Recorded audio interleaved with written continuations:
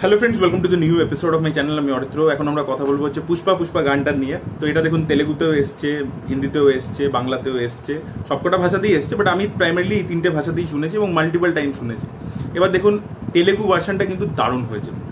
Lyrical ভিডিওটার মধ্যে অনেক কিছু প্রশংসা করার মতো আছে। যদি আমি ভিডিওটার খালি কথা বলি, গানগুলোর মধ্যে পরে আসছে।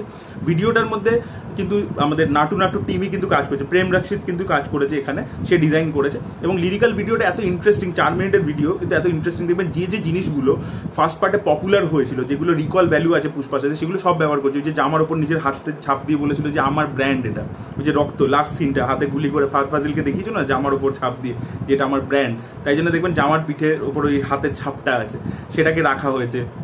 তারপরে ফ্লাওয়ার এবং ফায়ার ওই জিনিসটার একটা লোগো রাখা হয়েছে। এবং যে ডান্সটা করছে, যে যখন পুষ্পা আমরা দেখতে পাচ্ছি আল্লু অর্জুন ডান্স করছে, সেই জায়গাটা তো ব্যাপক লাগছে। এবং সেই যে চটি খুলে যাওয়ার ব্যাপারটা, ওই জিনিসগুলো হেভি করছে। তারপরে যে চা ফেলে দিয়ে লাস্টে, ঠিক আছে, তারপরে ওই যে মাঝখানে একবার ফোনে কথা বলে নিল, ওই যে ব্যাপারগুলো, ছোট ছোট জিনিসগুলো, বাট হেভি লাগছে। আল্লু অর্জুনের স্ক্রিন প্রেজেন্স অসাধারণ, তাকে দারুণ লাগছে। এবং ওভারঅল লিরিক্যাল ভিডিওটার ডিজাইনিং অসাধারণ হয়েছে। এবং প্রেম রাক্ষিত আর কি যে জায়গাগুলো অল্প বিস্তর কোরিওগ্রাফি পেলাম, কারণ এখানে তো আমরা বেশিরভাগ ফুটেজ দেখতে পাচ্ছি না, বাট যতটুকু দেখতে পেলাম সেখানে কিন্তু ব্যাপক লাগছে। যখন গানটা পুরোপুরি আমরা হলে দেখতে পাবো, এটা কিন্তু হলে সিটি হাততালি পড়বে এবং লোকে আর কি যথেষ্ট এক্সাইটেড হবে, সিঙ্গেল স্ক্রিনে আর কি যথেষ্ট ভালো একটা ভাইব ক্রিয়েট করবে। এটা গেল হচ্ছে ভিডিওটা নিয়ে। এবং লিরিক্যাল ভিডিওটার ডিজাইনিংটা আমার খুবই ভালো লেগেছে। এবার যদি আমি গানটা নিয়ে আসি, দেখুন একটা জিনিস হয় কি, গান সুর তো একরকম আছে, কিন্তু সেই সুরের সাথে কোন টাইপের লিরিক্স পড়ছে সেটা অনুযায়ী গানটা শুনতে ভালো খারাপ লাগে। আপনারা, এটা আমি খালি বলছি না, আপনারা যদি MM কিরবানি, রাজামৌলির দাদা, যিনি অস্কার জিতেছেন নাটু নাটুর জন্য, তিনি দেখবেন একটা ইন্টারভিউ দিয়েছিল ভারতবাজ রঙ্গনকে গালাটা প্লাসে, সেটা কি আপনারা চেক আউট করতে পারেন। সেখানে তিনি বলছে যে নাটু নাটু যে লিরিক্সটা তেলেগু অরিজিনাল, মানে নাটু নাটু লেখা, যেটা চন্দ্র বোস লিখেছেন, এটাও তেলেগুটা চন্দ্র বোস লিখেছেন। তবে সেটা সবচেয়ে ভালো ফোনেটিক্যালি ওই মিউজিকটার সাথে যায়, ওই লিরিকটা ওই মিউজিকের সাথে শুনতে ভালো লাগে। যখনই হিন্দিটা হচ্ছে, ওই রিয়া মুখার্জি তিনি লিখেছিলেন, সেখানে দেখবেন নাচো নাচো যখন ব্যাপারটা আসছে বা বাকি যে লিরিক্সগুলো পড়ছে, সেটা অতটা ভালো জেল করছে না। এই কথাটা কিন্তু উনি নিজে অ্যাকসেপ্ট করেছেন, আপনারা গিয়ে দেখতে পারেন। সেম ভাবে এখানে যখন তেলেগু গানটা শুনছি, তার যে ভাইবটা আসছে, তার যেহেতু লিরিক্সগুলো যেভাবে রয়েছে, হয়তো সব ওয়ার্ড আমরা বুঝতে পারছি না, কিন্তু সেটা ফোনেটিক্যালি এতটা সুন্দর শোনাচ্ছে যে তেলেগু ভার্সনটা সবচেয়ে ভালো ভাইবটা ক্রিয়েট করছে। এবং সেটাই হচ্ছে অরিজিনাল ভার্সন, এবং সেটা সবচেয়ে ভালো লাগছে। এবার হিন্দি ভার্সনটাতে তারা যেভাবে লিরিক্সটাকে ট্রান্সলেট করছে, এবং যেহেতু হিন্দি ছবির মধ্যে অনেক দিন ধরে সাউথের ছবি হিন্দিতে ডাব হচ্ছে, ওখানেও একটা মোটামুটি হয়েছে। বাট আমি বলবো না যে তেলেগু ভার্সনটার মতো লিরিক্সের ফোনেটিক্যাল ব্যাপারটা হিন্দিতেও করতে পেরেছে।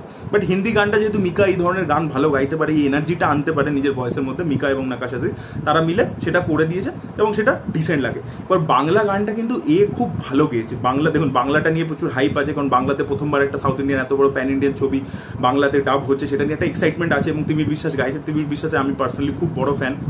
জুলফিকারের একটা গান ছিল, তার দুই পৃথিবীতে যে গানটা ছিল, এই দুটো গান আমি অসাধারণ লাগে।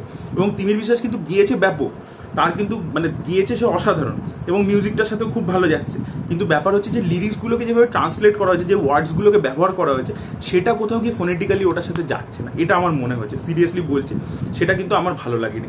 অনেক জায়গায় যেরকম ওয়ার্ডস ইউজ করা হয়েছে, মানে জাস্ট ট্রান্সলেশন হিসাবে, আপনি যদি হিন্দিটা শোনেন এবং তারপরেই এটা শোনেন, আপনি বুঝতে পারবেন যে যাচ্ছে না, মানে ওটা একটা গানের লিরিক ঠিক মনে হচ্ছে না, একটা যেন জাস্ট লাইন মনে হচ্ছে, একটা লাইন মনে হচ্ছে, ওটার মধ্যে ওই রিদমটা নেই। আর আমার বাংলা ভার্সনটার লিরিক্সটা ভালো লাগেনি, আমার কিন্তু তিমিরের ভয়েস খুব ভালো লেগেছে, আর মিউজিকটার মধ্যে তো ভাইব আছে যেটা আমি বললাম। বাট তেলেগু ভার্সনটা বেস্ট হয়েছে, এটা মানতেই হবে। এর জন্য আমাকে অনেকে গালাগালি করতে পারে, বাট তেলেগু ভার্সনটা বেস্ট হয়েছে, হিন্দি ভার্সনটা তারপরে। বাংলাটা যে করেছে তারা খুবই ভালো, কিন্তু লিরিক্সটা বাংলার ভালো হয়নি। তিমির বিশ্বাস গিয়েছেন ভালো, সামনের দিনে আশা করবো যে লিরিক্সগুলো যেগুলো আসবে সেগুলোর উপর প্রপারলি ওয়ার্ক করা হবে। এখানে সৃজা তো লিরিক্সের কাজ করেছে, বাট আমার মনে হয় জাস্ট একদম লিটারাল ট্রান্সলেশন হয়ে গেছে। কোনো জিনিসকে লিটারাল ট্রান্সলেশন করলে কিন্তু ভালো লাগে না, সেটা এটা একটা ব্যাপার আছে। তো আমি অনেস্টলি যেটা ফিল করলাম সেটাই বললাম। হয়তো এটার জন্য অনেকে রেগে যেতে পারে, কারণ বাংলাটাতে যে ট্রান্সলেট হচ্ছে, এটা নিয়ে অনেকের মধ্যে একটা এক্সাইটমেন্ট কাজ করছে।